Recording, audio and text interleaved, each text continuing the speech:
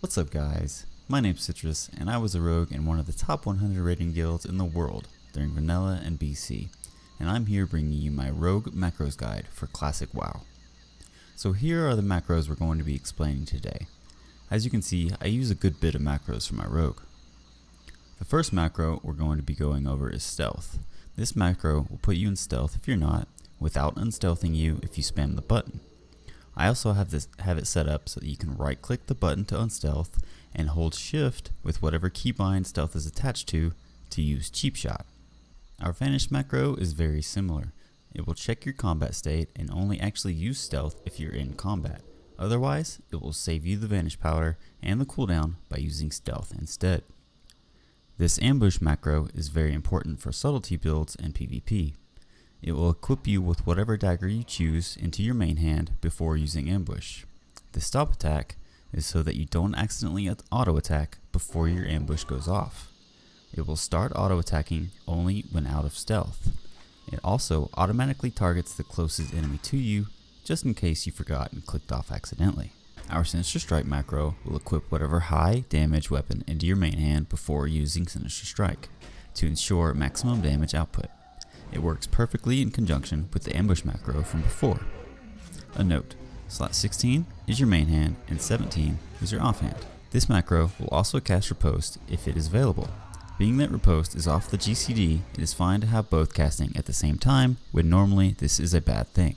We also have a Backstab macro similar to our Sinister Strike and ambush macros. It will just equip the dagger you want before using Backstab.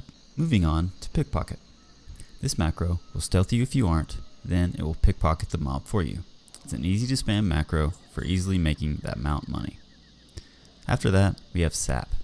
This is hard to demonstrate on a mob, but what it will do is target the nearest enemy player, stealth you if you aren't, and then sap the target. It's a lot less buttons to press than target to sap to stealth, and it's spammable. Startattack is a simple macro every class should use. It will start your auto attack without cancelling it, and again, making it spammable. This ranged weapon macro will allow you to use one macro no matter what type of ranged weapon you are using. Make note of the spacing in the macro. The slash cast portion needs to be all on one line, because it is using the conditional modifiers of brackets and semicolons. The poison macro is going to save you a lot of time and bar space. You can also configure it how you want. I have it set up that right click applies poison to my offhand and left click applies it to my main hand. Without pressing any button, it uses instant poison. With the shift held down, it uses crippling poison.